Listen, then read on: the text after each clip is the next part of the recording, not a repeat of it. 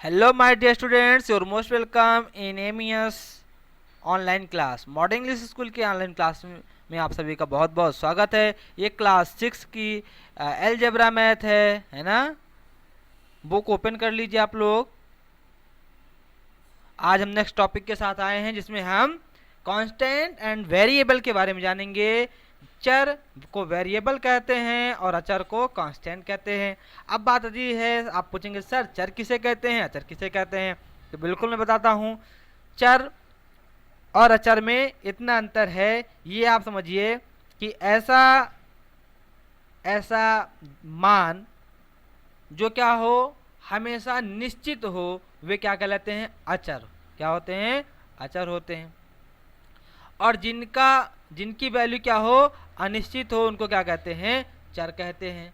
जो किसी भी मान में चल जाए उसे चर कहते हैं। चल से चर याद कर लीजिए।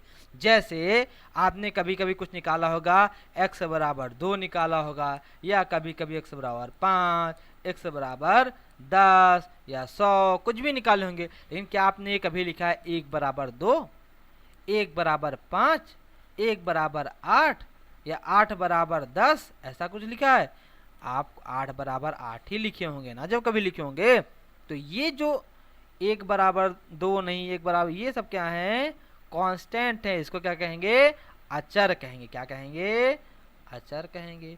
और ये जो हैं जिनके वैल्यू बदल रहे हैं, ये क्या होते हैं, वेरिएबल होते हैं। क्या होते हैं, वेरिएबल होते हैं। इनकी वैल्यू क्या होती है, इनकी वैल्यू बदलती रहती है। ठीक है, क्लियर। तो आपको आज चर अचर ये सब समझ में आ गया।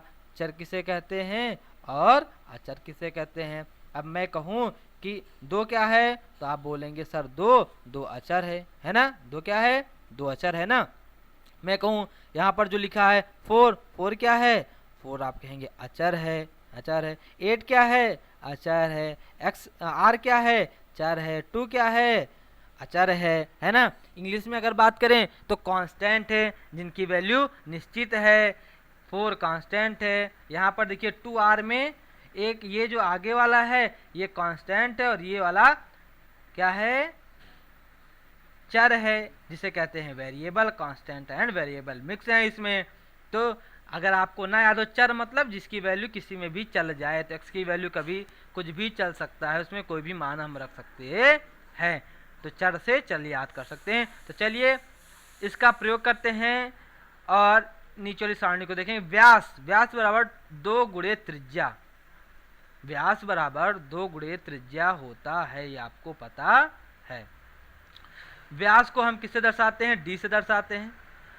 और इक्वल टू लगाया है 2 इंटू त्रिज्या को r से दर्शाते हैं। ठीक है ना। तो ये चीज जो दिया है इसको तो याद करिएगा ही कि जो व्यास होता है, अर्थात जो वृत्त होता है, मैं बना के दिखाता हूँ आपको। ये एक वृत्त है, ये इधर बना रहा हूँ वृत्त। ठीक है। और वृत्त का जो सेंट्रल पॉइंट मान लीजिए ये क्या है, ये। अब यहाँ से इसकी दूरी ये क्या होती है, r होती है। क्या होती है, r होती है। और पता है इसी बिंदु से इसकी चारों तरफ की दूरी क्या होती है, हमेशा बराबर होती है। और मैं बात करूं व्यास की, तो व्यास कितना होता है, व्यास यहाँ शुरू होता है, यहाँ तक क्यों व्यास कहते हैं। तो जो भी, अब मैं बात करूं इसका, यहाँ से लेके यहाँ तक क्या है, यहाँ से यहाँ तक त्रिज्या है। लेकिन पूरी बात करूं तो पूरा क्या है, व्यास है। इसलिए कहते हैं जो त्रिज्या होती है वो व्यास का आधा होती है। या मैं कहूँ कि जो व्यास होता है त्रिज्या का 2 गुना होता है ना। तो वही चीज यहाँ पर लिखा हुआ है। ठीक है। तो r सेंटीमीटर में दिया है यहाँ पर, यदि r बराबर 2 सेंटीमीटर दिए हो, क्या दिए हो, 2, तो यहाँ पर ना 2r दिया है, तो यहाँ पर भी क्या रखा, 2r दिया है। और यहाँ पर क्या किसके बराबर होता है, d के बराबर होता है।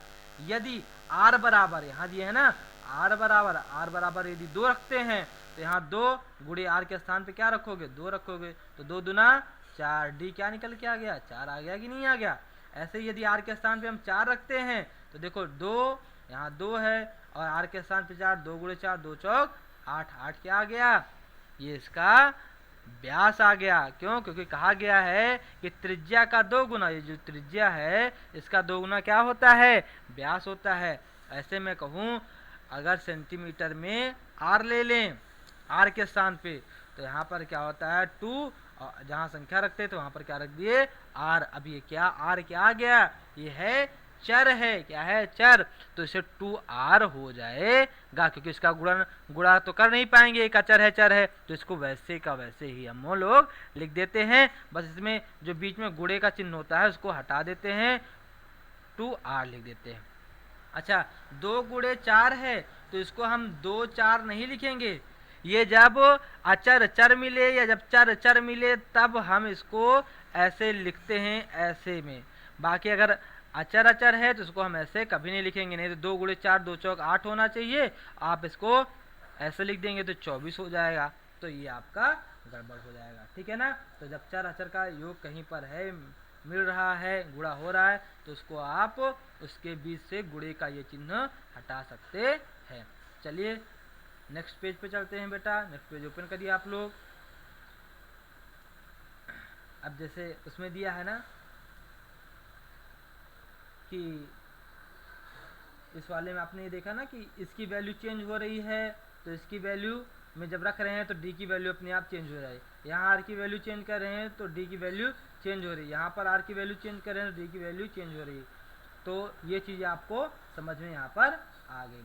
अब इसी प्रकार हम देखेंगे दूरी बराबर चाल गुणे समय से, डी बराबर लेंगे चाल मान लीजिए 60 की है और समय t लग रहा है, तो अब इसकी दूरी निकालें, तो इसमें हम मान अगर रखेंगे, क्या रखते हैं, अगर इसकी वैल्यू हम रखते हैं, जैसे समय t घंटों में दिया हो, हाँ, और यहाँ पर मान लीजिए t की वैल्यू 1 दी है, क्या दी है, 1 दी है, तो यहाँ 60 गुणे t, जब यहाँ पर वैल्यू रखेंगे t की 1 रखे तो क्या होगा, 60 एकन्नन 60, तो d की वैल्यू क्या आ गई, 60 आ गई।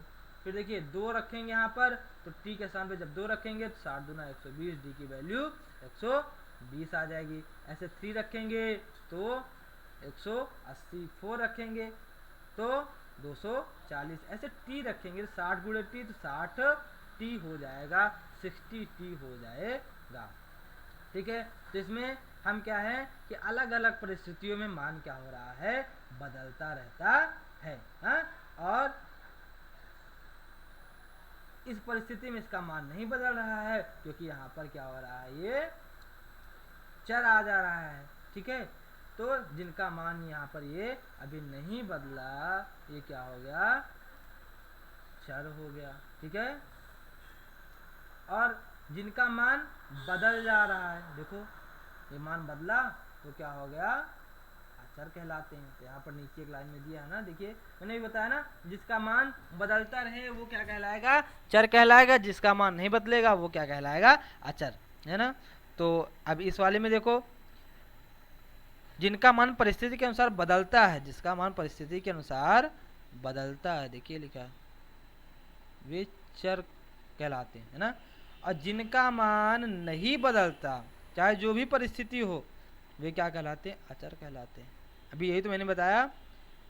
तो 1 2 3 4 5 ऐसा क्या है, अचर हैं, गिनती क्या है, अचर हैं, लेकिन जो वर्णमाला XYZ है, A to Z है, ये क्या है, अचर हैं, है ना। तो आप लोग इसको अब अच्छे से समझ गए होंगे, क्लियर ना। तो चलिए आगे देखते हैं, आगे क्या दिया है यहाँ पर देखो, ऐसी राशियां जिनका क्या है, मैं पढ़ रहा हूँ ध्यान से देखिएगा, हाईलाइट भी करते चलो। ऐसी राशियां जिनका संख्यात्मक ऐसी राशियां जिनका संख्यात्मक विभिन्न परिस्थितियों में, संख्यात्मक यहाँ मान रहना चाहिए, ठीक है, यहाँ क्या रहेगा, मान, ठीक है, मान विभिन्न परिस्थितियों में बदलता रहता है, चर कहलाते हैं। इसको आपको कॉपी में लिख लेना है। इन चर संख्याओं को प्रायः XYZ ABCD आदि अक्षरों से निरूपित किया जाता है, ठीक है, इसको लिखेंगे। और उसके बाद वे राशियां जिनका संख्यात्मक मान हर परिस्थिति में अपरिवर्तित, मतलब परिवर्तन ना हो, निश्चित रहता है, अचर कहलाती हैं।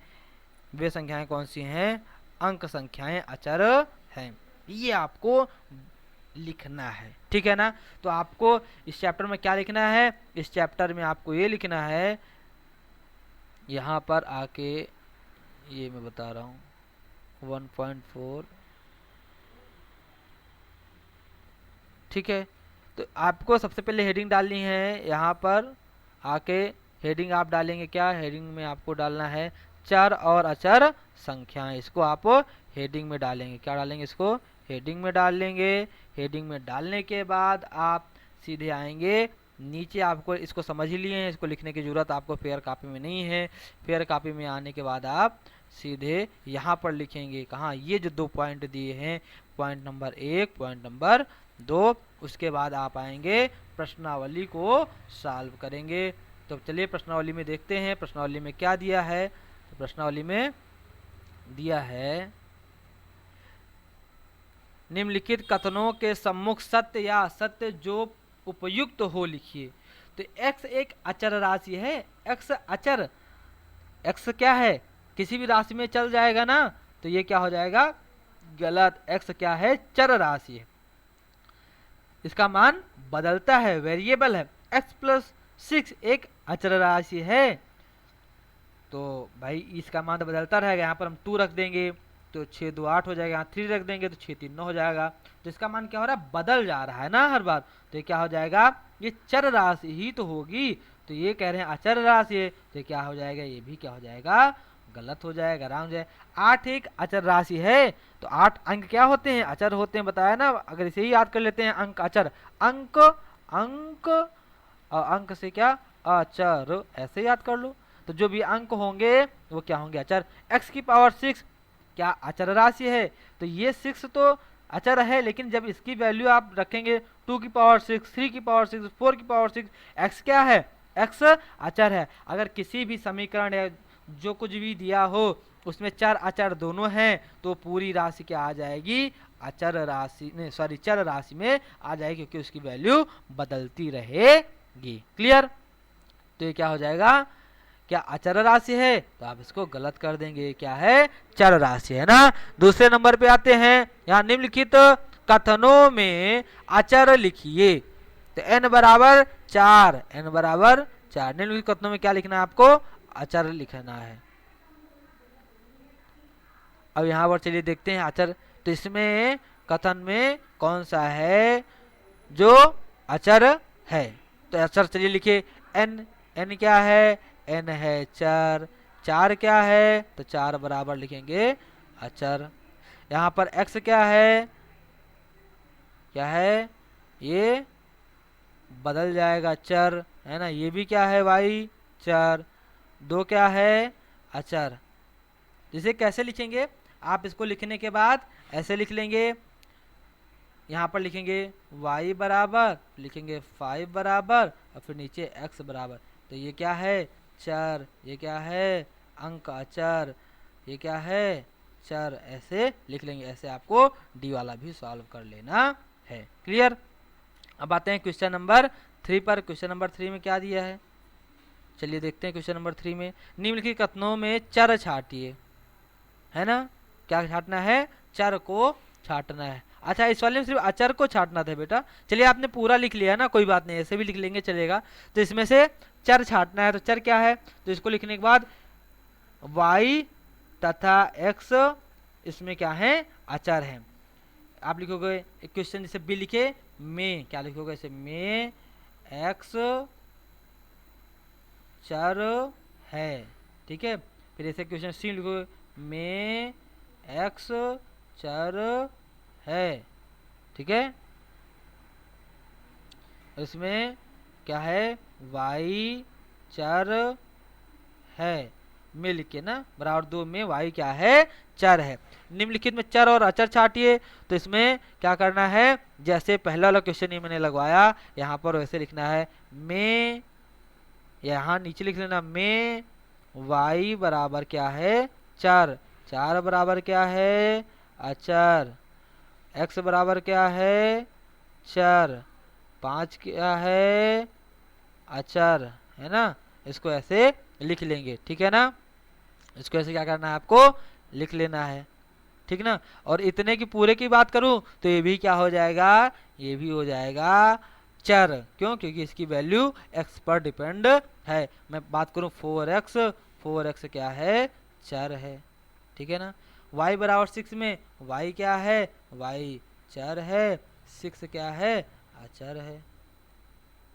x बराबर 0 सब आपको बाकी ऐसे ही अब लगा लेना है। इस वाले क्वेश्चन में जो दूसरा वाला क्वेश्चन था इसमें सिर्फ अचर छांटने के लिए कहे थे, तो आपको सिर्फ क्या लिखना है, इसको ऐसे लिखना है, में अचर छाटिए तो यहाँ लिखोगे में 4 अचर है, यहाँ में 2 अचर है, ठीक है, यहाँ है लिख देंगे। ऐसे ही आप लोग को सॉल्व कर लेना है। तो चलिए आज की ये आपकी क्लास समाप्त हुई और इसके साथ ये आपका चैप्टर 1 भी समाप्त हो गया, ठीक है, चैप्टर 1 भी क्या हो गया, समाप्त हो गया बेटा, फिनिश हो गया, ये आपका खत्म हो गया। अब मिलेंगे नेक्स्ट चैप्टर में, तब तक के लिए आप अपना और अपनों का यूं ही ख्याल रखते रहिए, खूब मन से पढ़ते रहिए।